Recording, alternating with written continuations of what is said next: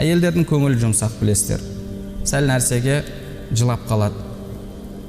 Кейбір адамдардың қорқуы сол әйелдердің көңілдерінің жұмсақтығына ұқсайды дейді. Яғни оның қорқуы, жүрегіндегі үрейі оған амал жасата алмайды. Тек қана бір уағыз естіген кезде, бір сондай әсерлі бір көріністі көрген кезде жүрегі жұмсайды, көзінен жас шығады. Ол біткен кезде болды. Қайтадан сол өзінің бұрынғы қалпына түсіп, өмірін сүріп кете береді.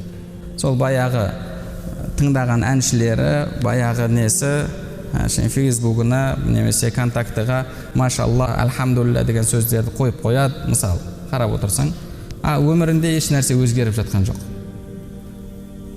Қанша сондай әпке қарындастарымыз бар. Мысалы, орамалын тақпайды, бірақ несін қарасаң, пәленшенің уағызы, түгеншілердің уағызы. Ол уағыз тыңдап жүр, оларды біледі. Бірақ неге оған амал етіп жатқан жоқ?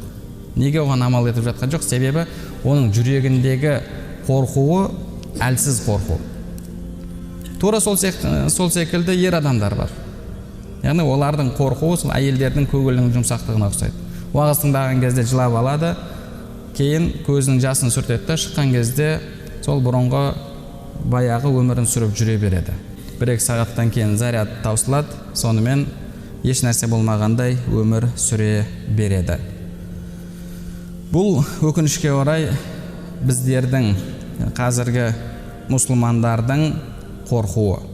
Біздегі қорқу осы. Көп жағдайда қарап отыратын болсақ, уағыз естиміз, әсерленеміз, көрініс көреміз, әсерленеміз, бірақ амалымызда бір нәрсенің өзгеріп жатқаны шамалы.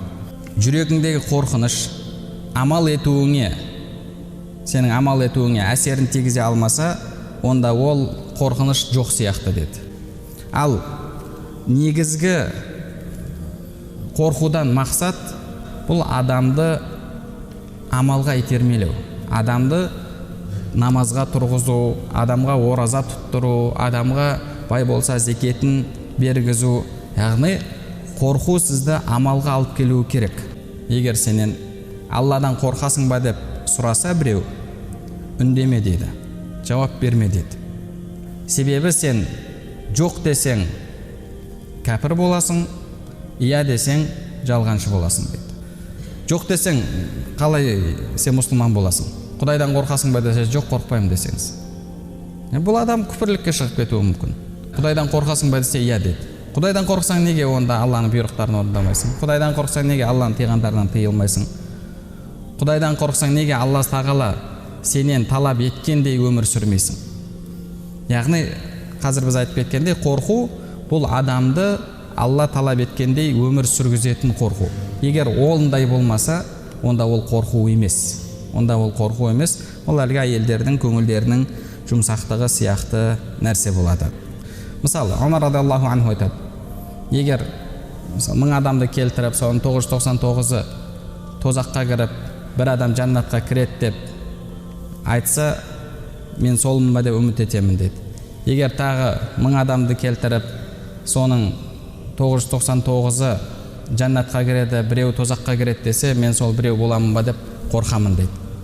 Бұл құлшылығын жасап, Алла тағаладан қорқып жүрген адамға қатысты. Ал енді ішкені арақ, намазы жоқ, кейде жұмаға келсе келді, келмесе ол да жоқ, сөйтіп жүріп 999 адам тозаққа кіріп, бір адам жаннатқа кіреді десе, сол адам мен боламын ба деп ойласа, бұл адам негізі шайтанның азғыруымен алданып жүрген адам болып табылады.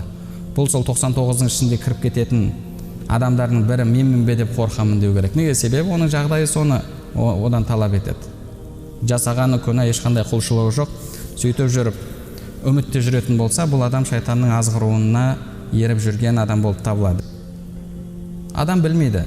Пайғамбарымыз саллаллаху алейхи уассалам өзінің хадисінде мұсылман адам әрбір күнәсін төбесінен төніп тұрған, үстіне құлап кетіп басып қалатын тау секілді көреді. Ал мұнафиқ адам өзінің күнәсін мұрнына келіп қонған кезде қолымен үркітіп ұшырып жіберген шыбынға ұқсатады, шыбындай көреді. Сол үшін де жалпы адамның жүрегінде қорқу болуы керек. Ол үшін ол қорқу Алла тағаладан қорқу болуы керек.